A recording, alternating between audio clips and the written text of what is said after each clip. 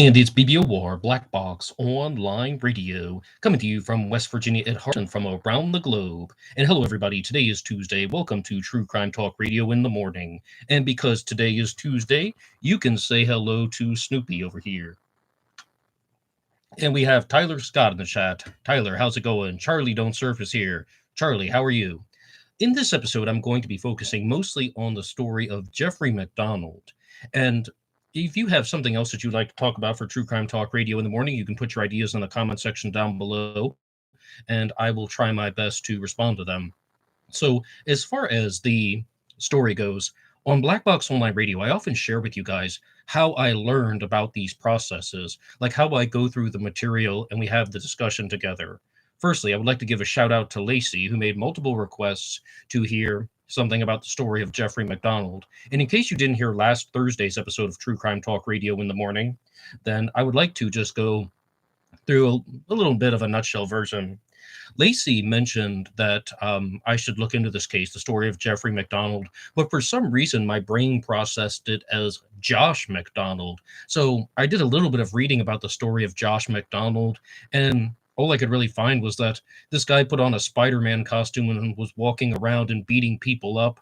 And I just reread the article real fast from the Daily Mail about it. A little bit of context on that one. It appeared that a group of friends wanted to throw a party, but they wanted to do something in an unconventional way. So what they did was they put on these costumes and they were walking around a supermarket, throwing a party in the aisles. But what's going to happen when you do that? The people who work at the supermarket will come over and tell you to stop. And Josh MacDonald was wearing a Spider-Man costume, so he started fighting back. The Spidey sense was tingling.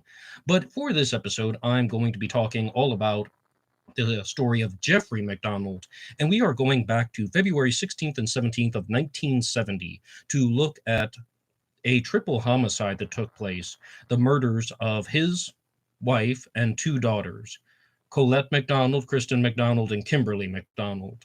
And we have some other people here in the chat. So ZQ, good morning to you too. New Cokes is here. Hey Vincent, how's it going? Wow, never thought I'd catch one of these while it was still live. Hey, welcome New Cokes. And Charlie says, a woman I worked with used to write him letters. Do you mean Jeffrey MacDonald? Charlie, somebody who used to write Jeffrey MacDonald letters? Now, as far as my understanding of the events goes, this is one that was recommended by one of the listeners. And if you have any ideas for future cases, you can send them to me at Ned DeHaan on Facebook, blackboxonlineradio at AOL.com. And, I'm on social media. But that also means that I am an absolute newcomer to this case and mystery. I am absolutely new to this material. So this is a brand new take on the subject, a fresh set of eyes. But also, if you are very familiar with this case and I make any mistakes, I am always open to correction. Don't hesitate to put your responses in the comment section down below, even if it's in an analytical statement. If it's just something that you want to challenge me on, or it's just something that you would like to dispute, or there's something that you would like to provide a little bit of clarity on, or give your 2 cents of the subject, please put that down in the comments section and hit the like button and subscribe. It really helps out the channel. On February 16th and 17th of 1970, a bizarre triple homicide took place. And the first documentary that I watched about this was, I had this down pat. I'm going to butcher the name of the channel, Real Women, Real Lives, or something to that effect. And it was about an hour long. And they didn't provide any introduction about what was going to happen. I had never heard of this story before. So I'm just watching this documentary. This guy's asleep on the couch, and then he rolls over and wakes up, and there's this woman with like long flowing white hair holding a candle and saying, "Acid is groovy, kill the pig. Acid is groovy, kill the pig." And I was just thinking, what kind of story is this? And it turned out that there were actually going to be 4 people that Jeffrey MacDonald would say that were in the house. One of them would be a woman who was just standing there holding the candle. And in most of the sources, it says that she was chanting that thing, "Acid is groovy, kill the pig," or "kill the pigs," plural. And then there were 3 other male attackers. One of them was African American, one of them was white Caucasian, and one may have been white or he may have been Latino. And But it seems that we're going to start out with Jeffrey MacDonald's version of the events, that there were four attackers. And then they went into the bedroom, they attacked his wife and two daughters, and then they came and attacked him. He was beaten up, but his injuries were things that he could recover from, although he did have a partially collapsed lung. Then, ultimately, his wife and two daughters passed away. And the whole question is, did he do it or not? And as I said, this Real Women, Real Stories documentary was really straight down the middle, just giving the presentation. And I came away from that just thinking, I can't really tell if he did it or not. So the next video that I watched was from Dr. Todd Grande, and I've been talking about him a lot, but partly because he is everywhere in the true crime world. He has a video about everything, even for stories that I'm not talking about on Black Box Online Radio that I'm just a little bit curious about. He has a video for it. And Dr. Todd Grande's video was taking some very strong stances. And the doctor was saying that, okay, this guy told this story that he was attacked by four people. There are four people in his house, and he was facing the wall while he's asleep on the couch. He wakes up and he's beaten up, and they pull the shirt over his head so he can't defend himself. And his wife and daughters are killed. However, the blood evidence was inconsistent with the story that he told. Number two, the physical fibers from the clothing that were found in the rooms were inconsistent with the story told. Number three, he didn't make very strong efforts to go get help, like going to neighbors' houses and seeking assistance. That's just something from Dr. Todd Grande. And number four, all the weapons that were used in the murders came from the house itself. Knives, an ice pick, and a wooden beam, or let's just say a wooden object that was used like a club. And just to respond to some things in the chat. Oh, Charlie says, yes, that coworker wrote to Jeffrey. A lot of women thought he was innocent and attractive back then. This ties into what Dr. Todd Grande was going to talk about, because it could be a motive for Jeffrey MacDonald to stage the murder. And that would be that he was just trying to get out of this marriage because he wanted to live the life of a single man. He wanted the bachelor lifestyle. And he wanted to do this because he had other options. It was reported that he had numerous affairs. And in the first documentary, he's on camera openly saying that he wasn't perfect, which is alluding to the fact that he had other affairs. And he either started a relationship very shortly after the murders, or maybe that was an ongoing affair that he had with another coworker. So it really seems that this is the guy who could have just staged all of this and looked at all of the things that he was going to do after the crimes took place. And this is why the suspicion would fall on him. Let's talk about the forensics for a second. And Dr. Todd Grande is saying, this guy Jeffrey MacDonald is saying that he was attacked by four people, yet all of the evidence seems to be completely contrary to his story. It sounds like everything he's saying isn't matching up with the forensics. What should the verdict be? And the doc is saying, not guilty. I was stunned. He talked for like 3.5 minutes straight about all of these reasons why this guy should be guilty, and then ultimately just says, not guilty. And I was like, well, what do you mean? There's a difference between thinking that somebody actually did it and thinking that they should be guilty in a court of law. Bear in mind, he didn't say innocent. He said not guilty. And the doc openly went to clarify by saying, there is reasonable doubt. And if there is reasonable doubt, then you should not convict someone. And I completely see where he was going with that, because let's just go through some of these things real fast. And what Dr. Todd Grande's assessment of the situation was, ultimately, he did think that Jeffrey MacDonald committed the murders, and that he did so because, as previously stated, he wanted access to the life of a single man. But he believed that the crime was not premeditated at all. And the evidence for this is that prior to the murders, he had purchased a Shetland pony for the daughters, and the pony was kept at like a farm or some type of stable that was far away from their home in North Carolina, not exactly like in the backyard or anything. They weren't living on a farm. But when they had this type of arrangement, Dr. Todd Grande is saying, this does not sound like a premeditated murder. This does not sound like somebody who's going to buy a pony for his daughters and then kill them. But if I've understood, again, from my own little introduction to this case, it was done around Christmas time. And as I told you at the beginning, the murders took place in February 16th, 17th. That's almost 2 months later. I mean, we're talking 6, 7 weeks later. A lot can change in 6 and 7 weeks. Dr. Todd Grande is allowed to make his own opinions and talk about the cases in the way that he sees. And he's a psychologist, and I am not. He can call himself a doctor, and I cannot yet. But one thing that he thought was very bizarre is that if Jeffrey MacDonald's story were true, then he didn't go outside to try and get help from neighbors. And he provided the explanation. By he, I mean Jeffrey MacDonald is saying that he wasn't very familiar with the neighbors and he wasn't well acquainted with them. And the doc, in his own deadpan way, was saying, I suppose in an emergency, you must need to establish a rapport with your neighbors. Almost like mocking it. Sometimes Todd Grande tries to do some deadpan humor that doesn't go over very well. But in this case, I would actually be on the side of Jeffrey MacDonald. Sometimes, if people are not well acquainted with their neighbors, then they're not going to go to them in times of need. Their instincts are going to take over and they are going to stay with the people who have also been assaulted, his wife and his children, and that he is going to stay where he is. But like he's just going to wait for assistance. I don't think there's anything suspicious at all about somebody who has not only been beaten and stabbed and attacked in his own home and not wanting to leave his family members if he were innocent.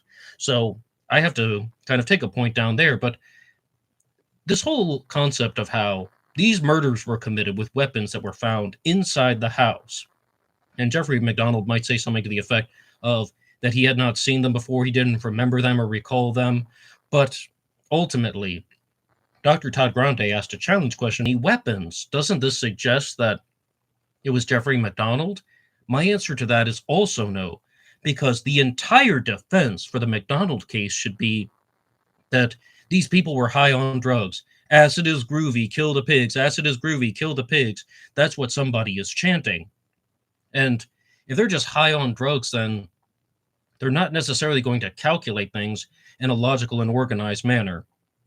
The doc also said something that I have to differentiate into a two-part way, and that is going to be that he thought it was very bizarre that these killers and attackers would enter Jeffrey MacDonald's home, and he would be asleep on the couch with his face toward the wall, and then they would be going straight into the bedrooms to try and attack the women and children. And maybe they did know him, but what's so bizarre about this is you're going to go after the wife and the children before you attack the male victim. Anything's possible. Number one, I do agree that that would be bizarre, but again, people are high on drugs, and this will tie into a story that I'll come back to later. There could be a reason why they chose to do that. And also, because he was asleep on the couch and his face was toward the wall, one thing that will come up later is maybe they thought he was just in a non-threatening position at the time, and he wouldn't have heard them attacking the other victims. Some other things happened in this incident, and that is that the word pig was written in blood above the bed where his wife was murdered. And this sounds very, very reminiscent of the Tate LaBianca murders, writing blood on the walls, political piggy, and real credit to Lacey for sharing the story. I know that this is a terrible, terrible tragedy, and I'm really trying to even just tone down everything that I want to say because I don't want to make light of this story at all. Real people were murdered. But this is the type of stuff that I do explore on Black Box Online Radio, and I've talked a lot about Charles Manson and the Tate LaBianca murders in the past, and I've also had the opportunity to look at some other similar stories like Darlie Routier, who murdered her family and tried to stage it as an intruder, and then Julie Rhea Harper, who was accused of murdering her son because, like she's just saying a similar thing to Darlie Routier and to Jeffrey MacDonald that, oh, this attacker just came in the house and he killed my son. They thought it was her. And then it turned out that her son was actually killed by the serial killer Tommy Lynn Sells, the Coast to Coast killer. And she spent like 10 years in prison. So the whole point is sometimes the victim is innocent. And are you leaning one way or the other? As I said, Dr. Todd Grande took that very strong stance that he thought Jeffrey MacDonald was guilty. And then I had the opportunity to watch another film that was called False Witness. It's a documentary about the Jeffrey MacDonald story. And it's so challenging. Have you guys ever experienced that, something like that? Because when you're watching one of these types of true crime stories, it's not necessarily who was the serial killer, who was Jack the Ripper, who was the Zodiac Killer. It's, well, this guy's in prison. Did he do it or not? And once I think that I understand what's going on, then you see the perspective from the other side. And False Witness was all about how he could be innocent. And I'm like, oof, I'm hearing different arguments and different interpretations of the evidence, and it's really, really challenging. But I'm going to go to the chat right now. We have Tyler Scott who says, this story makes me think of the Purge movies, and I don't know why. Maybe people coming on in and just unleashing terror and so on. Fire Pixie is here. Hey, Fire Pixie. This happened on the day I was born, so I've grown up looking into this, and I can't see any way that he is not guilty. Fire Pixie, were you born on February 16th or February 17th? Victoria is here. All of the legal crap was so drawn out, I don't think he was finally put in prison until 1981, when the murders took place in 1970. Still the most litigated case in American criminal history. Wow. Charlie says, did Jeffrey have a lot of speed in the house? Yes. It's possible that he was high on a particular type of drug. I mean, there was the name for it. It's almost like an amphetamine of some sort. But yes, he was possible that he was high on drugs and that he had been abusing drugs. And there are different theories as to how and why he could have done this. I'll talk about the false witness stuff in the documentary in a second, but to respond to Charlie's question, the prosecution put forward a theory that he just snapped once. This whole thing about the premeditated murder, well, he snapped. In a story that's quite similar to the case of Jean-Benet Ramsey, they think that his daughter wet the bed. And then, he starts getting into an argument with his wife, and it got out of control. Maybe he was high on something. It got out of control, and he just lost it, panics, and he thinks of a cover story real fast. Let's say perhaps taking the elements of the story from the Tate LaBianca murders about the writing the word pig on the wall. And not only that, this becomes very, very critical to the creation of the story, because he had a copy of Esquire magazine, which had an article about the Tate LaBianca murders. And I do have to share one thing. In the False Witness documentary, they said the name of the article was called The Art of Evil, about satanic cults. But I looked up that article called The Art of Evil, and all of Esquire is electronically preserved. And that one came out in March of 1970, and the murders took place in February of 1970. So it couldn't be that one. And I think in the first film that I was citing, Jeffrey MacDonald stated that it was an article from 1969 that was in the Esquire magazine. The whole point is, what they're trying to create is a narrative that maybe he had just been reading the magazine and he thought of that as a cover story. Dr. Todd Grande disputed that theory, saying that he actually thought that this was an argument about infidelity, and this would have triggered Jeffrey MacDonald in some way, where he used physical force on his wife, Colette, and that one of the kids saw this, and then they just reacted very poorly. And Jeffrey MacDonald was like, oh no, I've done something bad. This situation is getting out of control. And in his own psychopathic and narcissistic thinking, he decided to silence the victims. Instead of just saying, I'm sorry, and trying to calm everybody down, he decided to murder them. And Dr. Todd Grande did use those words, psychopathic tendencies and narcissistic tendencies. To those of you guys who have been following along with these True Crime Talk Radio in the morning segments, you'll remember, though, that I did cite a different piece of Dr. Todd Grande's analyses in another video, and that was that if somebody is a clinical psychopath, that 93% of the murders committed by psychopaths are premeditated. If someone is not a clinical psychopath, then 43 to 49% of the murders committed by that person are premeditated. Very, very drastic. Psychopaths premeditate the murder. And to be fair, Dr. Todd Grande said psychopathic tendencies, meaning he probably thinks that Jeffrey MacDonald is a narcissist and that he was not a clinical psychopath. And Charlie says, Jeffrey had the Esquire magazine talking about the Manson murders. Yes. Fire Pixie says, I'm sure the idea to write that didn't come from the magazine. He had opened to a story about Manson right next to the overhead coffee table. And New Coke says, Ned, have you seen the stuff on Quester Files that suggests that some of the crimes of the Irons were actually committed by someone else and falsely linked? Now, Irons, he goes on to become the Golden State Killer, Joseph D'Angelo, who is currently behind bars. Well, no, I haven't seen that stuff, Vincent, but I would love to look more into those possibilities because I know anything's possible, but the Golden State Killer has been accused of over 100 burglaries, over 50 rapes, and over a dozen murders. Yes, that's possible, but those are some very high numbers for some serial killers. Fire Pixie says she was born on February 17th. And what New Coke says is, I'm beginning to suspect a lot of these things are committed on amphetamines. Yes, people get high on drugs. And the Tate LaBianca murders, the murder of Sharon Tate and everybody in the house, committed by the Manson family, they said they were high on speed at the time. How else are these dirtbags running around all day and night for days and casing and killing? Drugs, yeah, could be that. Victoria says the blood in its location in each room of the house proves his guilt. All the Helena Stokeley story did and other eyewitness accounts are dependent upon credibility. Blood evidence trumps everything else. Now, Victoria, Dr. Todd Grande will challenge you on this one because he's saying that the crime scene was poorly handled. The crime scene was destroyed.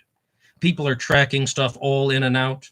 And you might be thinking, get real, Ned. Come on, that's just a sloppy excuse. Yes, that is just a sloppy excuse. However, everything is now distorted and moved around. Number one, the paramedics said that they placed certain objects back in the house to make it neater for some reason. Number two, evidence collection was all over the place and things were not well preserved. Lacey is here. I'm glad you could join us, Lacey. Yes, I've been talking about the Jeffrey MacDonald case. And now we have somebody who mentioned Helena Stokeley. Victoria did. This ties into the documentary False Witness because it's all about how Jeffrey MacDonald is telling the story of the murders, that he's asleep on the couch, 4 people walk in, and as I said, there's the one woman who's chanting things, and she has what appears to be long, white or blonde hair, and she's wearing boots, and she's saying, acid is groovy, kill the pigs, acid is groovy, kill the pigs. Now, there are 3 other accomplices or attackers. Is it possible that he was telling the truth? And this woman who is chanting with the long hair was actually somebody named Helena Stokeley. And this is the very, very big turn in the case because this goes to show that there could have been somebody in the area that matches the description that may have had a grudge against him and someone who could have actually been a participant in all of this. Maybe the doctor was just telling the truth. Dr. Jeffrey MacDonald, he was a military captain and physician. So as far as her story goes, I think what's so bizarre about this one is she actually goes on to admit it at a certain point that she was responsible for some act in the murders. One thing, though, that really she differentiates between Jeffrey MacDonald's story and her narrative is she says that there were 5 people, her, another woman, and the 3 men that attacked and committed the murders of the MacDonald family. However, she also states that she was just standing there and she didn't want any part of it, so she started chanting. I think no matter what, absolutely, that is BS. That she didn't actually just stand there and there was a 4th person. There was a 5th person, excuse me. I think if her story is true, and there are 4 people, but why would somebody go after the MacDonald family at all? Well, as I said, Jeffrey MacDonald was a military man and physician. They lived on the grounds in North Carolina, and he developed a reputation for being hard on people who had problems with drugs. So some people just have a bad grudge against him, and they perhaps planned this. Why would they go after the women and children first, like go after his wife and his children first instead of him? Because it was done as an act of punishment. They most likely knew that he was going to survive those injuries because he is going to just deal with the psychological effects of the murder, as well as maybe even being blamed for it himself. The way that you truly punish and torture someone is by getting into their mind and creating this type of trauma. This is all stuff from the False Witness documentary. None of that was my own analysis. And we have a whole bunch of things in the chat. Firstly, we have Melissa here. Melissa says, I suspect that drugs and alcohol and poor impulse control and or demonic possession. Oh, why somebody is just standing there who says, acid is groovy, kill the pigs. And Jerome from the French Wrecking Crew is here. Hey, how's it going? And Christopher Valdez says, it's too many comments coming in. Christopher Valdez says, the acid is groovy thing seems silly and made up. You know, Christopher, did this actually happen? As far as I understand, this just sounds way too similar to the Manson family murders. This whole angle of somebody learned about it from a magazine or just from the news and he remembered it because of a magazine. Yeah, it sounds like somebody tried to copycat the Tate LaBianca murders. No matter what your theory is, acid is groovy, kill the pigs. I mean, this sounds like exactly what could have happened with the Manson family, except Tex Watson is saying some different things like, I'm the devil and I'm here to do the devil's business, allegedly. Not like we have a tape recorder. And did he actually say that? So as far as this whole concept of how there's a person who may be a witness, who may have just been so high on drugs that she didn't know what happened. And the weirdest thing is, I said, at a certain point, she confesses, and she retracts the confession. Then she says the defense attorneys are like even bribing her to come on the stand. Of course they would, right? And they're supposed to win the case. And you have this other person saying, yeah, this doctor's version of the events, it's true. I was in the house. I didn't kill anyone, but I want immunity. And then there's this whole question of whether or not they can get immunity. But this is just part of the story that you just don't see too frequently in the true crime world. And that is, could she have been so high on drugs for a period of time that she didn't remember what happened? And then she started thinking about it, and she's like, oh crap, did I actually do that? Invented false memories. And that is why I believe the documentary is called False Witness, because for a very long portion of the documentary, they're just saying, hey, look at this mountain of evidence that clears Jeffrey MacDonald. This guy is in jail for life. He's insisted that he was innocent the entire time. Yet there's this witness out there who's just saying, all right, I was part of the group that did this. They did this to get revenge on him because they thought he was mean to drug users. Well, the fact of the matter is, I think that people come to the conclusion that she has no credibility. And there's a video out there that is from the channel Mere Magic. Oh, see, I can remember the content from the videos. I can never remember who actually makes them, but I just want to cite the source. And they did a presentation just talking about how, yes, Helena Stokeley did say these things. You know, she's saying that she was the false witness and all that, but there is almost no physical evidence that would suggest that she was there. In the very first film that I cited, they actually got to a certain point where Jeffrey MacDonald said that there's that woman holding the candle, chanting acid is groovy with what appeared to be long, whiter blonde hair. If that were Helena Stokeley, that would have been a wig that she was wearing, and she has like a floppy hat that is on over the wig. And is it possible that they found a synthetic hair in the house that seemed like it came from a wig? And I was saying, oh my goodness, now we're actually getting somewhere. It's not just speculative. It's not just what you think would happen. It's not just how you expect people to behave. It's not just, does the story make sense to you? I mean, if he's telling this story about how, yeah, there's this woman chanting this stuff about how they're going to kill me, and she was wearing, you know, a blonde wig, and there actually is a fiber or hair from a blonde wig, that's a big piece of evidence. The problem is, though, they did a very, very in-depth investigation about this, even looking at just all the wig manufacturers in America that primarily sold wigs, and it seemed most likely that that synthetic hair actually belonged to one of the dolls from Jeffrey MacDonald's daughters. So that really just turned out to be not exactly a dead end. If anything, that would suggest something in favor of his guilt, that there's just simply no physical evidence of these intruders. But with the Jeffrey MacDonald case, I feel very conflicted because I want to believe that he is innocent. I want to believe that he didn't do it. I want to expect that someone isn't just going to murder their family so that they can have access to sexual partners. With Chris Watts, absolute dirtbag, so obviously guilty, stay in prison forever, nothing. But Jeffrey MacDonald has maintained his innocence throughout everything, and there is this part of me that does want him to be innocent. However, if he were attacked by 4 people, where's the evidence? I mean, wouldn't there be like more shoe prints? Wouldn't there be more fibers left behind? Wouldn't there be more things like mud tracks and so on? But what do you guys think? And let's look at a few things here in the chat. And we have one from Fire Pixie who says it could have been someone he was having an affair with and was writing scripts for her and her friends, not that they did the murder. Oh, you mean where he got the inspiration for the story? Lacey says there's a mini series about this on YouTube. Very interesting. Yes, Lacey, what is that one? That's not called False Witness, is it? That's about 4 hours long. Like, I mean, I love talking to you guys about true crime in the morning, but even I can't just also fit in a 4 hour mini series before the episode. But I do want to watch that at some point. The 4 hour mini series. Maybe I can do a follow up. And Lacey says, why would his wife and kids suffer more injuries than him?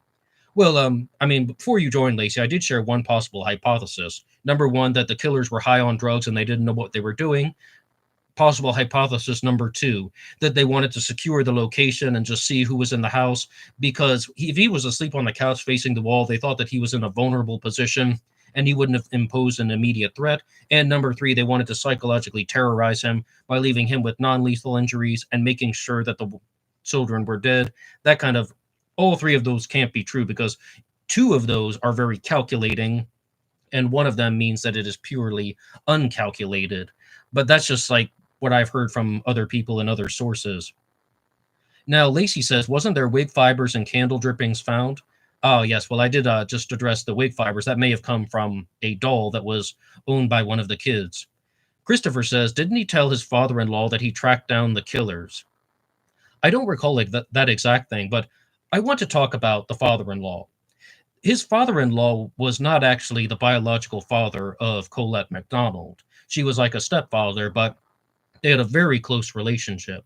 And at first, he is completely on Jeffrey MacDonald's side. He's like, this is a terrible tragedy. And most people would, if somebody was actually attacked and their family was murdered, and they didn't have an immediate cause for suspicion, then they wouldn't necessarily jump to the conclusion that this person is guilty. I mean, if they're actually doing see signs of remorse and so on, or just not remorse, but grief. Grief is the word that I wanted to use. But then Jeffrey MacDonald begins to respond to things in a very different way.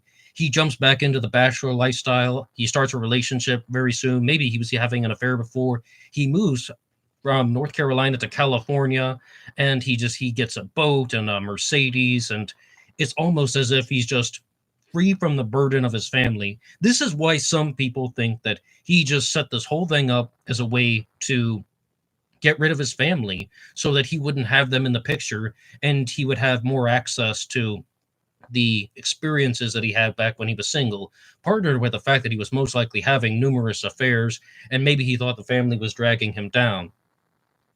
I think that even that Magic Mirror channel, which isn't the real name of it, they said it openly. Some people grieve in different ways. What's my favorite saying? Being weird is not a crime. Just because somebody moves to a different state and buys a boat does not mean they committed murder. And people are going to respond to grief in different ways. And people are not going to necessarily show emotions in the same way. Here's another thing that was used by the prosecution as a piece of evidence and talks about being weird is not a crime. Jeffrey MacDonald changed his story of the events very frequently. At least 3 major times, he either inserted information or removed information.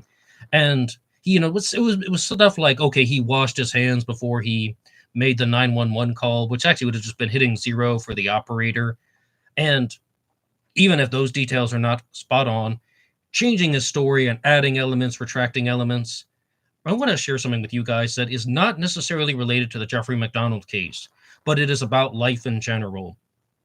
Just because somebody changes their story does not mean they are lying on the important parts. And I'm only citing this just from the way that I acted when I was a kid, when I was a teenager, when I was an adult. When somebody thinks that I did something and I didn't do it, and they're confronting me about it, and you're talking about it over and over again, and sometimes you can even alter the details because you want to get them to stop pestering you. You can alter the details because you're trying to convey it in a way that you think they will understand. But the core thing that they're accusing of you of is just something that you didn't actually do. Hypothetically, it would be like if someone is accusing you of stealing money, you'd be like, "No, I didn't steal your money." Well, what time did you come home? 4 o'clock. And then the next time they ask you, "What time did you come home?" 4:15. Oh, last time you said 4 o'clock. That means you stole my money. No, no, you just got confused and you didn't necessarily process everything or even pay attention to what you said. How about that? When something just tumbles out of your mouth that when it shouldn't because you're not paying attention. And confusion is also very good.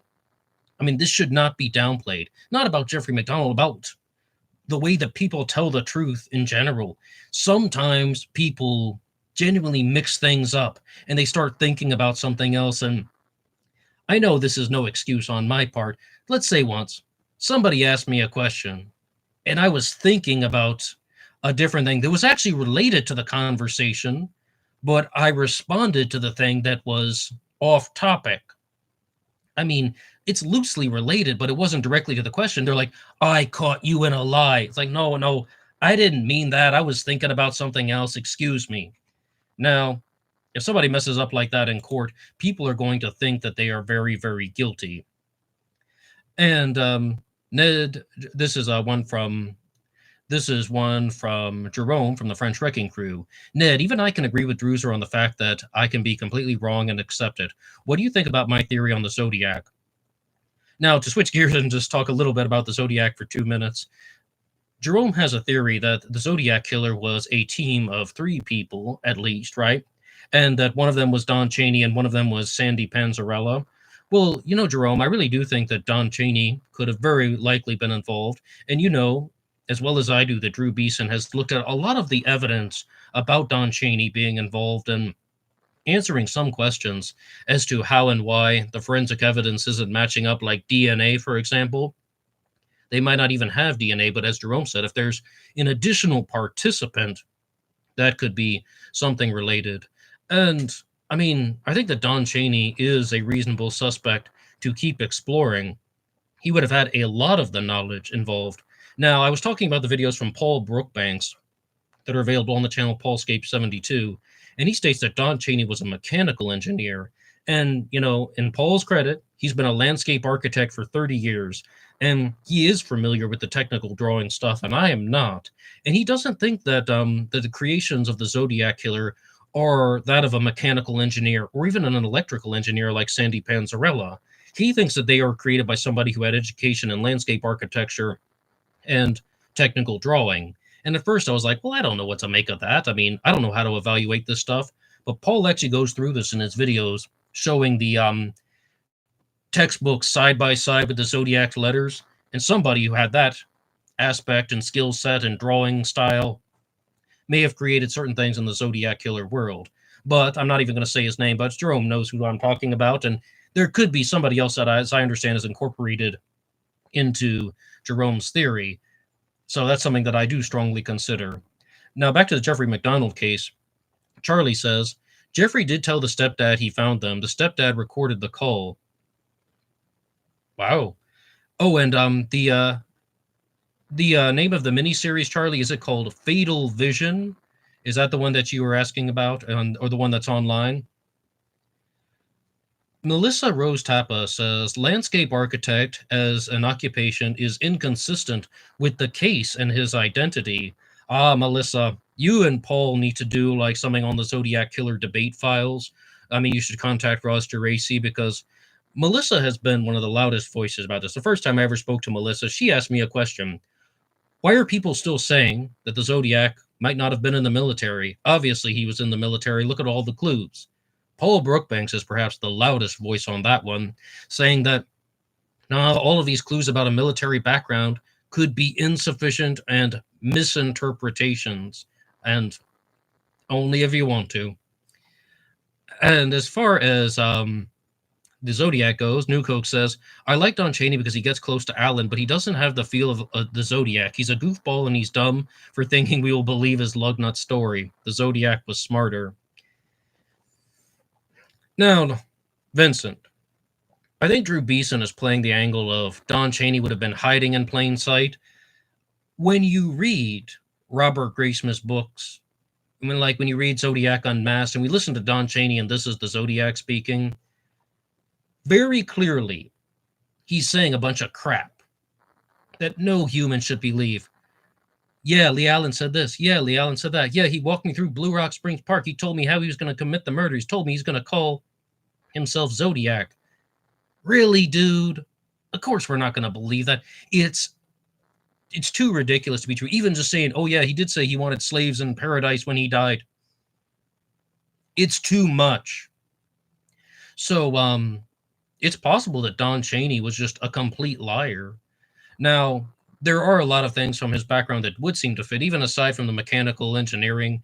Just the whole concept of how Don Chaney could have been the smart one the whole time, and he fooled everybody. This is the stuff Drew used to talk about on the Zodcast, about how Don was someone who was well-educated, but he also had a very crude and aggressive mind. And Newcoke says, Alan has Zodiac eyes. He can't stop talking about Zodiac. He was pretty much the first Zodiac-obsessed nerd. Alan was a terrible person. I don't miss him at all, and I'm glad that I never met him. So, as far as the Jeffrey MacDonald case goes, I would also just like to ask you guys in the chat, do you believe that he was guilty or innocent? It seems like most people are believing that he's guilty. But here's a problem. When he's featured in documentaries, he's interviewed in prison, and you can see like the tan-colored prison jumpsuits. And he is denying all of this. And it just sounds like, it doesn't sound like he is lying. Forget the Academy Awards, forget the Golden Globes. The people who put on the most convincing performances are the ones in prison who say that they didn't do it.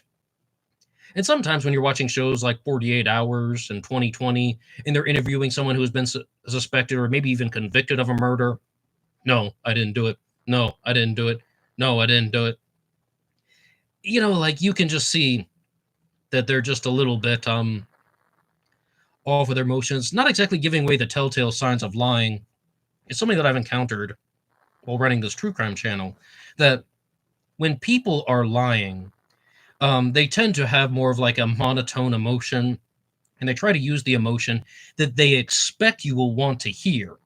If you are like making a 911 call and you've committed a murder, not you personally, the royal you, and you say like, you just start freaking out the entire time, that actually could be more consistent with the behavior of a liar.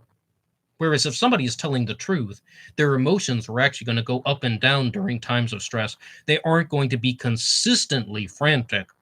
And that's what I was talking about with some of these interviews on 48 Hours in 2020. Sometimes people get overly frantic when they are faking the 911 calls, or just, I was watching this one episode once, I don't even remember the name of the murderer, but he was just saying, you know, just no, like to all of the questions. I can't necessarily evaluate that.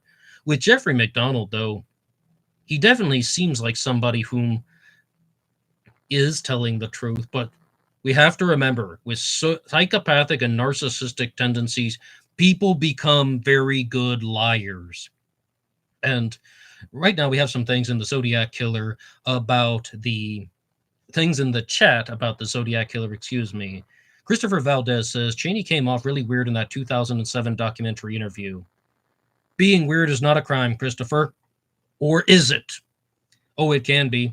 I was talking about that with the Spider-Man story at the beginning. However,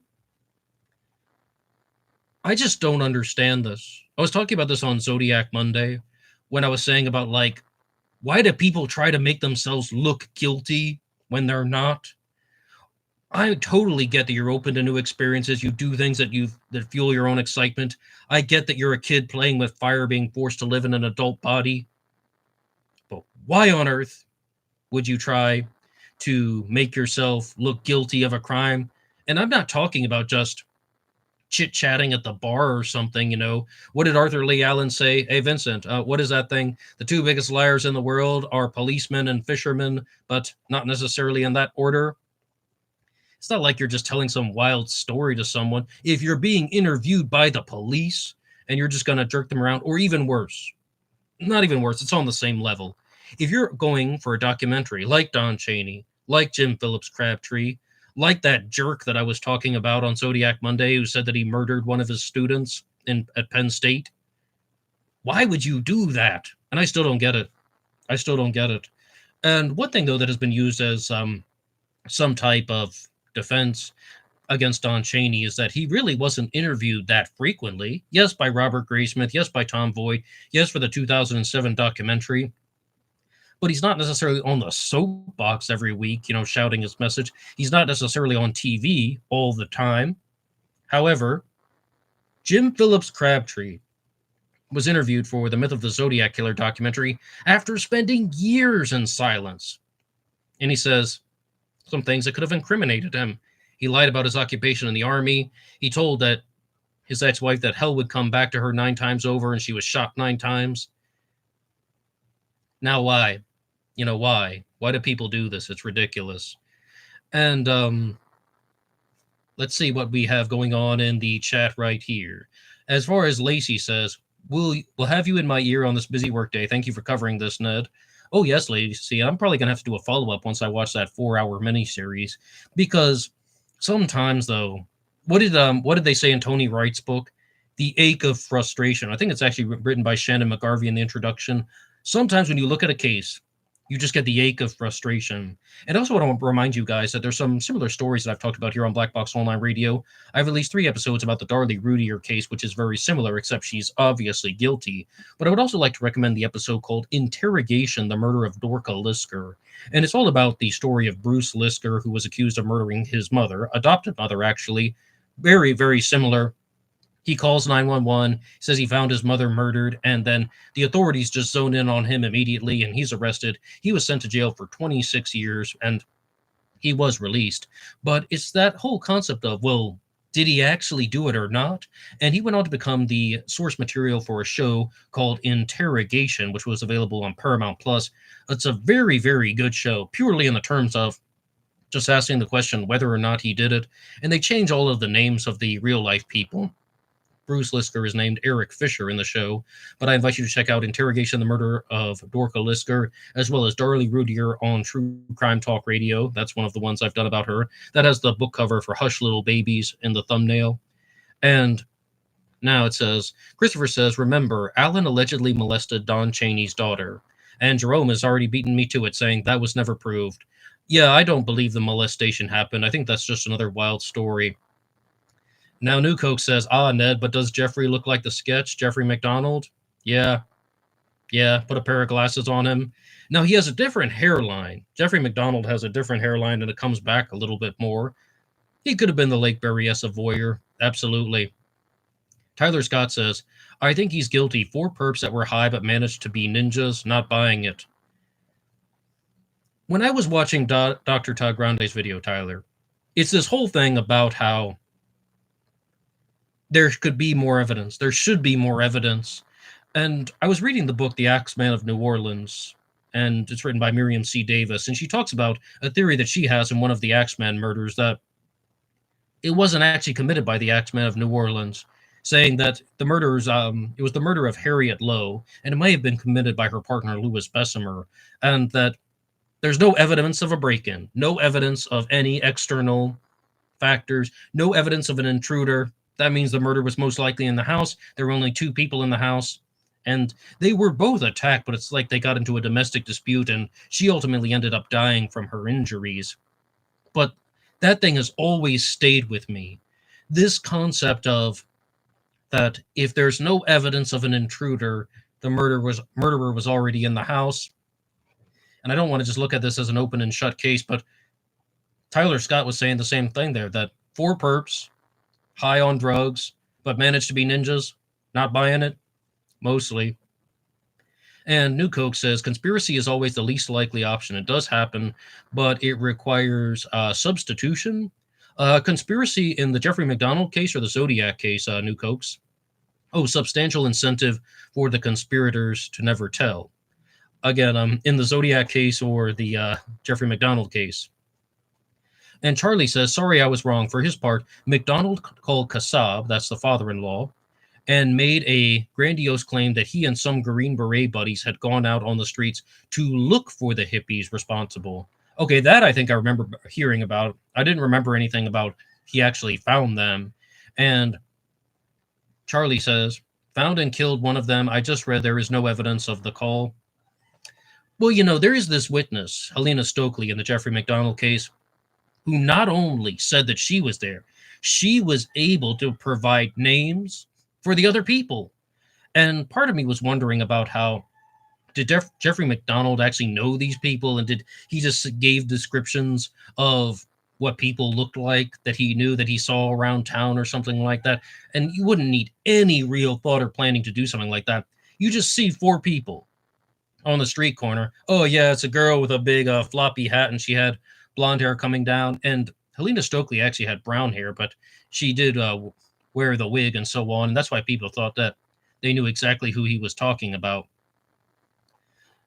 Now, Charlie says, please, Ned, I hope you do more on Jeffrey. I'd love to find that coworker who was pen pals with Jeffrey. Oh, yeah, sure. As I said, I'll probably do a response to the mini-series once I'm able to watch it all. There are not enough hours in the day. I mean, let alone, we're talking about watching stuff on YouTube. How about reading books? Tomorrow I'll be doing a new book discussion about Jack the Ripper, Ripper Wednesday here on BBOR. And if you are new to the channel, I invite you to hit the like button and subscribe one more time. Every Monday I do a segment about the Zodiac Killer. Every Wednesday I do one about Jack the Ripper. And every Friday about D.B. Cooper. And for the summer, you are listening to True Crime Talk Radio in the morning with me, Black Box Ned, chilling with my pup Snoopy. And Black Box Online Radio will have True Crime Talk Radio in the morning, Tuesdays and Thursdays at 10:30 a.m. Eastern Standard Time. Join the chat and share some things. And I'm mostly going to be talking about forensics and criminal psychology and such. But in this episode, there was a specific request to talk about an individual case. And I was like, why not? I think that it's some good material. And Black Box Online Radio is now available on Spotify. You can download the audio version of this program as a pure podcast. You can find it on Spotify under the names Black Box Podcast or Black Box True Crime. And New Coke says, I think that Jim Phillips Crabtree is a prime example of lying for attention. Oh, a lying for attention? Well, I agree with you. I agree with you, New Cokes. It's just, I don't know why this guy would wait decades to start lying for attention. Is because no one bothered to track him down, or not exactly no one bothered to track him down, because people would post on forums that they knew Jim Phillips Crabtree, the ex-husband of one of the Zodiac victims, and they would send him things. Sure, some people tracked him down. Well, the fact that he gets to be interviewed for a documentary, so he's just going to waste people's time. I don't know, though. You see, sitting here right now, if somebody's going to ask me something, well, did you ever commit a murder? No. Maybe if I've been, in the shadows for 40 years and not really done too much, would I really just try and make people think that I was guilty of murder? No, I don't want to do that. I don't want people to think that I kill people. And Charlie joined the membership here just to get some bonus features. And I'll be doing a little bit more with the Black Box Online Radio membership soon. But Charlie, thank you so much and much appreciated. And what this is a comment about Jeffrey MacDonald, the father-in-law of the father-in-law Freddie Kassab of Jeffrey MacDonald. What made Freddie Kassab change his mind about his son-in-law Jeffrey MacDonald and see him as a vicious family member and was the killer? Well, as I understand, Freddie Kassab really just didn't like Jeffrey MacDonald's behavior after the murders. He didn't like the stuff about moving to California and getting the boat, and also not really acting like he was bothered too much, and just really starting to think that, okay, this guy actually killed them. And now next we have the French Wrecking Crew says, Ned, what have you done since the beginning of BBOR? You have all my respect. About what have now, Jerome, how exactly do you mean that? What have I done since the beginning of BBOR? Do you remember about the evolution of this channel? I started this channel in 2017, and there was literally just a black box on the screen. That's why the channel is called Black Box Online Radio. And after a while, I started adding in pink bubbles, and I would make 14-minute episodes because I needed 15 minutes or more needed like a YouTube verification or something like that.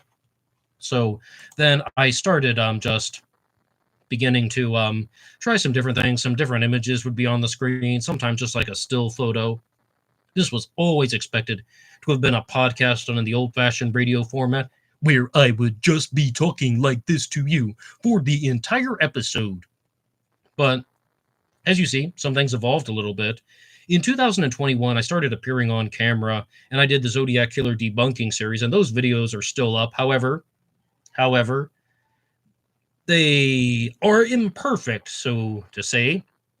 But, like I began doing live streams about a year and a half ago. Oh, and Jerome says you are really prolific. Well, I mean, this show comes out to you now 5 days a week, and I also release short content 5 days a week. The shorts are available on Instagram at BlackBoxNed88, Facebook, Ned Dahan, and here on YouTube. I do put a lot of time in the channel, but I just also came to the point where I was really just trying to focus more on creating episodes that weren't so scatterbrained.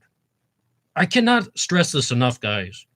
When I'm offline, when I'm outside of this room here, and I'm not just trying to digest true crime content, I am completely gone. Like people are just like asking me questions and I just get confused so easily. I cannot remember details. Oh my gosh, I told you this 100 times. And I'm like, hey, you knew this when you met me. If it's not about true crime, I'm not going to remember it. I'm sorry. It really is just kind of weird, but it's not extremely weird. It's a gift and a curse. And we have a super chat here from Jeff Jones. Thank you so much. Jeff, I really do appreciate your support. You're always stopping by. Very nice. New Coke says he is the absolute epitome of unbiased. I've pretty much never seen anything like it before, the more I think about it. Well, New Cokes. Back in 2018, I began to notice that I was listening to a lot of shows about politics and a lot of shows about sports. And I was like, there are lots of political commentators and sports commentators. But one thing I didn't really see a lot of on YouTube was social commentators. And I was like, why don't people talk more about relationships and just the way that men and women interact with each other in the radio format, in the old-fashioned talk radio format? Like, instead of just listening to somebody up by the microphone talking about politics, why not talk about daily life and so on? And there's been an explosion of that in the last 6 years. All types of channels that focus on relationships and interpersonal dynamics. So in 2021, I really began to think, why not do that in the true crime world? And I had the first idea for this true crime talk radio thing back in 2019, actually. I just wanted to do a general episode about serial killers that wasn't a Q&A session. I just called it Serial Killer Talk Radio. And ultimately that morphed into True Crime Talk Radio. Because as we see with the story of Jeffrey MacDonald, he was not a serial killer. He could have been a family annihilator. Or let's just say this. He is a convicted family annihilator, although he maintains his innocence. And Jeff says, you are awesome with awesome content. Hey, Jeff, I really do appreciate that. And thank you, Jerome, for all the kind words. And being weird is not a crime, Ned. Thank you, Melissa. So as you see, I think the internet is going to just go down very, very different pathways. And I think that the true crime world is going to expand in different ways. And I noticed that there was a lot of criticism that was coming on the true crime broadcasters back in 2019. And when people are just kind of putting their foot down and saying, all right, some of these famous podcasters and YouTubers are making true crime content that is actually pretty popular, way bigger than Black Box Online Radio. We're talking about the people that got 100,000 per episode, 1 million views per episode, but they weren't citing their sources. Sometimes they were inventing details in the cases, or maybe if they're talking about stuff that they're not extremely familiar with, they're making genuine mistakes.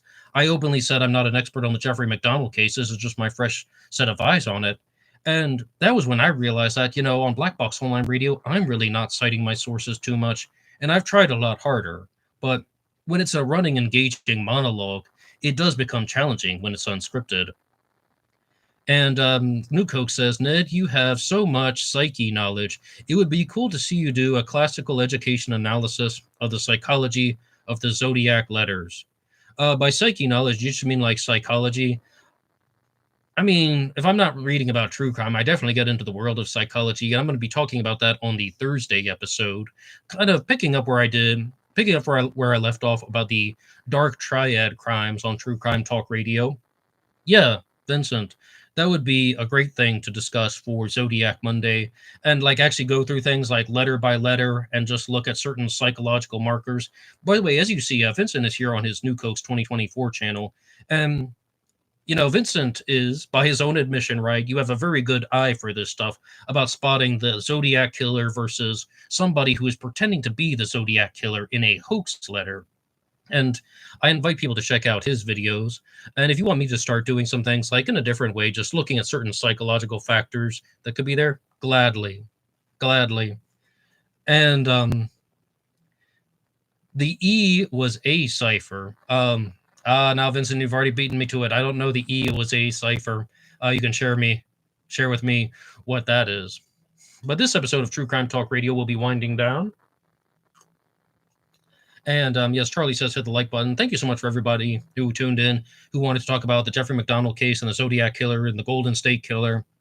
And if you're listening to this in the future, you can share anything you want in the comment section down below. As you heard, this was a topic requested by one of the listeners. And you can also tune in live on Tuesdays and Thursdays at 10:30 a.m. Eastern Standard Time.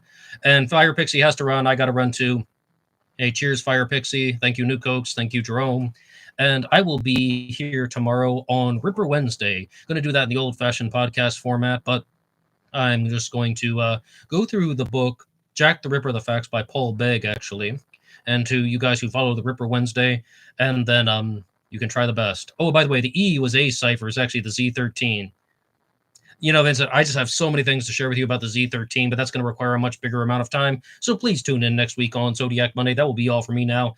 I am Black Box Ned DeHaan, and you guys know where to find the stuff. And until next time.